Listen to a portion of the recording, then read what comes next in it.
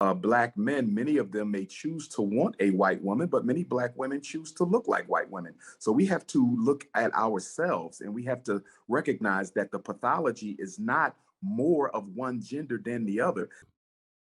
I can't solve all the problems. I got to pick and choose one. I've decided to go with education and mental health.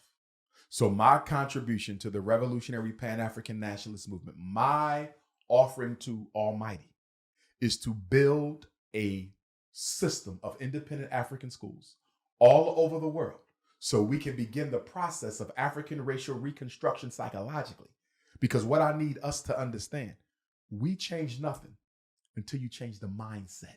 I also believe this. I believe we can win it. I believe we will win it. You can take the slave out of slavery, but until the slave takes the slavery out of himself, he'll never be free. Whoever controls the resources of Africa controls the world. Whoever controls the resources of Africa controls the world. If you study World War I and World War II closely enough, you will find that who intended to control Africa has something to do with the initiation of those wars.